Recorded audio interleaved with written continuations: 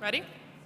All right, hello and welcome everyone to the 2024 Solheim Cup hosted here at Robert Trent Jones Golf Club. Thank you all to the media that are here in the media center and joining us on the Zoom. I'll ask a couple questions to the players up here and then we'll open up here in the media center and then onto the Zoom. I'm pleased to be joined here by Andrea Lee, Sarah Schmelzel, Lilia and Assistant Captain Angela Stanford. First, we'll kick things off with Andrea. Andrea, you came in clutch last year, claiming the last spot on the team to participate in your first Solheim Cup. Just talk about how ready you are for this year after that experience. Yeah, I mean, I'm so excited to be back in the U.S. and competing on home soil in my first, home Solheim Cup game. And it's been a blast, honestly. Last year, I have such fond memories, and it was the most adrenaline I've ever felt on the first tee in my entire life. And I'm so excited to feel those emotions again, and just really looking forward to representing our country with my teammates and our captains. So, yeah, it's been a really fun week so far, and can't wait to get things started. And then Sarah, we'll pop it over to you, one of the rookies on the team this year. Just talk about the advice you've received from other teammates heading into this week. I think the biggest piece of advice I've gotten is to just enjoy every single aspect and moment of the week. It goes by really fast, I've been told, and it is for sure. And to just really cherish everything. It's such a special week, one that I'm sure is going to be at the very top of the list when my career is over. So I'm just really, really grateful to be here. And then Lilia, you're known for being a very fierce competitor. Just talk about what this format and this competition in particular brings out in you. Oh, I love match play. I feel like there's really no fear and there's no pressure. I mean, you go out there and you try to score the best you can. If not, just try again the next hole. I feel like I usually tend to love match play, and we don't get to play a lot, so I usually enjoy when we do. Mm-hmm. And then lastly, before we open it up, Angela, this is your third time as an assistant captain in the Solheim Cup. What have you learned from this perspective compared to when you were playing? Well, I've always said I'm a pretty slow learner, so I probably need it 3 times. But it's been fun. I think I've gotten to see one in America in Toledo, got to go to Spain, Toledo with Pat, Spain with Stacy, and now back in America with Stacy. So I think there's just so much that goes on this side of it. When you're a player, it's about you getting ready for the team. Mm-hmm. And for the assistants and the captain, it's about us taking care of the players. And so all of a sudden you go from being worried about 1 to being worried about 12. All right, and now we'll open it up in the media center for questions for these players. Just raise your hand if you have a question, and a mic will be brought to you. I see Beth Ann's first, if we'd like to run over here to the left. Right there. Keep your hand raised, too, so the mic runners know, not the whole time, but just after the question goes. Go ahead, Beth Ann. So this one's for Lilia and Andrea. Last time around, there were so many new faces on the team, and I'm wondering how different it feels in the team room with so many of you having experience now, and maybe if you see Stacy doing anything different this time around. I think this year's been really fun. I feel like it's a similar team, and then also having Sarah on the team's really fun. I feel like we've grown pretty close, and there wasn't much time to kind of like assimilate all of us. We all just have really good vibes going. We have a lot of fun on the way to the golf course, and it's just good vibes all around. Yeah, I think this year's team chemistry has been really great so far. I've never laughed harder this week than I have in any other tournament week. And yeah, and Stacy's been awesome. Honestly, I don't feel like anything's drastically changed from last year. She's very level-headed. She knows that we're doing our own thing. We're doing our best for the team and for ourselves out there, and she trusts us, and that allows us to put a lot of faith and trust in her. So I think she's a great captain. She's been awesome, and yeah, I think nothing's really changed too much. And then Angela, I'm just curious, how much pressure do you feel like the team is feeling, given how long it's been since the U.S. has hoisted the trophy? I wouldn't call it pressure. I don't think they sense that. I mean, I don't want to speak for them, but it hasn't felt like that. It's been very loose, been very carefree, and a lot of times that's what you need. I've been on teams where everybody's a little tense and everybody's on edge because you know that you need to do something. And I think Stacy's done a great job of creating an atmosphere that, hey, you know what you're supposed to do, but I don't think you can do it without having a good time and being relaxed in the times that you need to be relaxed. So I've enjoyed it this week. It's been fun to watch them. It's been fun to see how they're getting along, and they're right. The bus rides have been fun. So I told them this morning, I'm like, can we just play country in the morning? Because I'm not getting country in the afternoon. So like, I know it's a little slower in the morning. Like, can I slide my country in the morning? Morning, Jane. We got a couple of LA girls that don't like country over here. Ken, did you have a question? For Lilia, for Andrea, so that Angela's not speaking for you, what pressure are you both feeling this week to come back and finish your team's unfinished business? Yeah, I feel like playing in this is always an opportunity to win back the cup. I don't feel too much pressure on performing well. I definitely am a little bit of a perfectionist myself on my game, so I'm just trying to get my game in the right direction and do what I need to do and then have fun on the golf course, because that's when I play my best, and then also enjoy being around my teammates, assistant captains, and captains. Yeah, I mean, like Lil said, I personally don't feel too much pressure.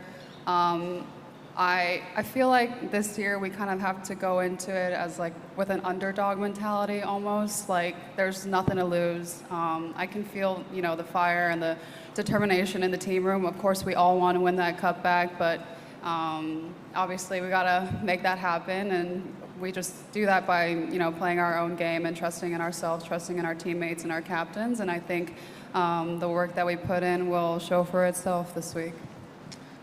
Angela, you've been around the Solheim for a while. Could you compare how Stacy's approaching being a captain versus some of the other captains you've been around?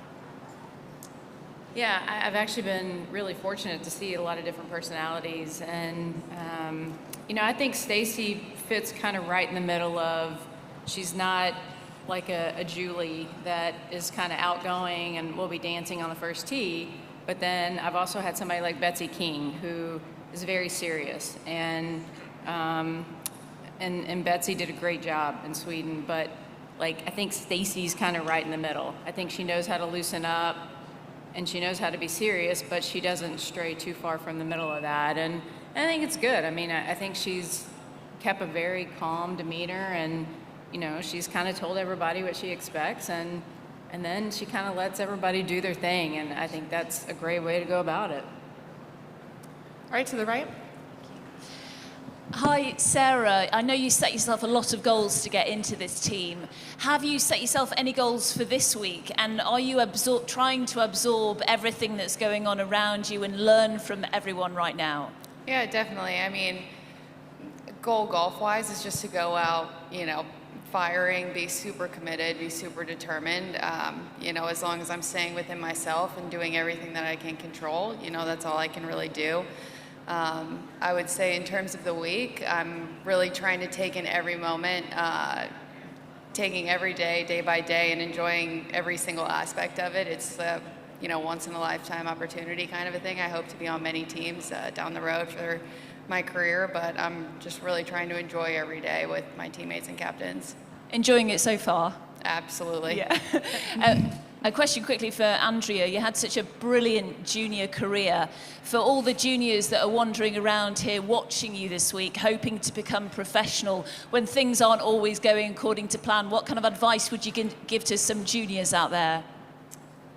I would just always tell them to remind themselves, you know, why they started the game in the first place. You know, golf is a game full of ups and downs, and I've certainly had my obstacles and lows with the game. But at the end of the day, I truly love the sport, and you just kind of have to remember, you know, where you came from and how you grew up, and you know, loved this game, and just to have fun with it and not to try and, you know, burn yourself out too quick. You know, yeah, just to have fun, I think, would be my biggest advice to all the juniors. That's what I always say.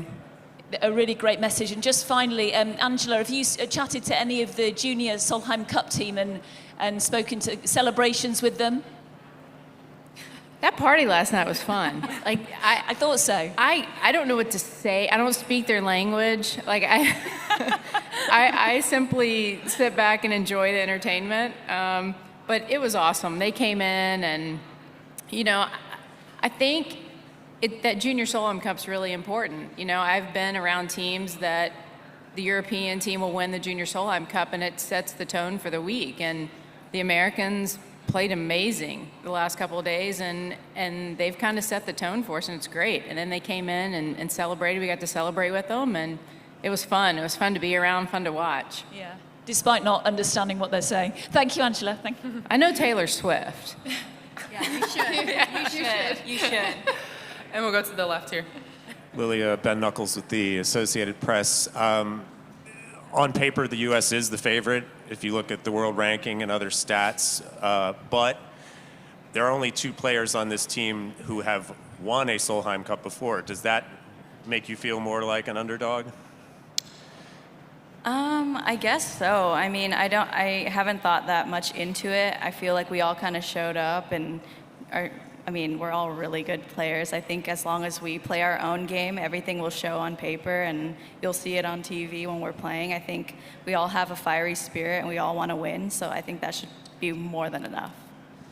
And as far as Europe goes, since they have a bunch of people who've won before, do you think they have done something similar to what Europe does in the Ryder Cup, where their team becomes greater than the sum of its parts?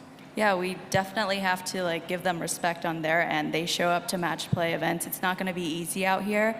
We definitely have to have our best game, and we're going to fight till the end. All right, to the right here. For any of the players, if they'd like to answer, obviously the Solheim Cup is a big deal wherever it's staged, but to be here so close to the Pentagon today, a 9/11 anniversary, does that raise the stakes even more when you're representing the United States, given all that's going on? Yeah, I mean, 100%. I mean, there's no better place to represent our country this week and wear the red, white, and blue. You know, knowing that today is 9/11 and we're thinking about those that have lost their lives and their loved ones and families that were affected, I feel like this week we're definitely honoring them and we're thinking about them while we're playing on the golf course. And it's super emotional, I think, for me and for everyone on the team to be able to represent the U.S. this week and honor them. So yeah, it's definitely a special week, and we're definitely thinking about them today. All right, to the left. Angela, I wonder if I can please ask you how this event itself has changed and grown since, I think 2003 was your first playing experience. How has the Solheim Cup evolved since then? I mean, you know, I try to be careful not to compare generations, but I will say I think the depth of each team has gotten better and better. I think the strategy is changing. I think I'm starting to see a shift in, you know, the Americans used to think about Solheim Cup a certain way in their strategy, and we've always seen how the Europeans have gone about it. But since the Europeans have become deeper, I think the strategies have been changing, and I think we're in the middle of that, where, you know, we can do some different things that maybe we haven't done in the past, and I think that just shows the level of play in women's golf, and you know, to see how many people showed up, and slowly it's going like this, and to see how many people showed up in Toledo when the European travelers couldn't travel. So I expect that, you know, this week will be even bigger. And, you know, each time I leave a Solheim Cup, I'm like, how are they going to beat that? Like, how are they going to keep making it better and better? And I just think it's a testament to these ladies. It's a testament to these next generations that they care about it and they love it. And, you know, they show up and they're the best in the world. And it speaks more about women's golf and what they're doing and the trajectory of that. Beth Ann again. Is there any other questions in the media center? Okay. Beth Ann, we'll wrap up with you then here. Angela, this will likely be Lexi Thompson's final Solheim Cup. What's her legacy in this event? Whew, that's kind of a loaded question, don't you think? I mean, how am I going to answer that in all the ways I can answer it? you know, I've been very fortunate to get to see her play in all of her Solheim Cups or be around her. And, you know, even today I got to watch her group, and I just kind of caught myself like, wow, like, one, how do you replace Alexi? Like, I don't want this to be her last one, but I mean, how do you replace not just the way she plays, but the way she interacts with fans? Like, I was like trying to drag her to the tee box because like we need to get going, and she won't say no. Like, and the way she goes about her business and the way she enjoys the fans and the way she wears red, white, and blue, I mean, it's been awesome, and very grateful that I got to be a part of it, got to watch it. So she's helped us. She's taken us to that next level. So we're very grateful and happy for Lexi. If she wants to move on, then we'll be happy for her. All right, any other questions here? Are there any on the Zoom? Oh, I see Bob. Would you like to unmute yourself now? Just kind of following up on that, Angela. What has Lexi meant to the growth of the game overall in her time? Not just the Ryder Cup, or the Solheim Cup, but the game itself.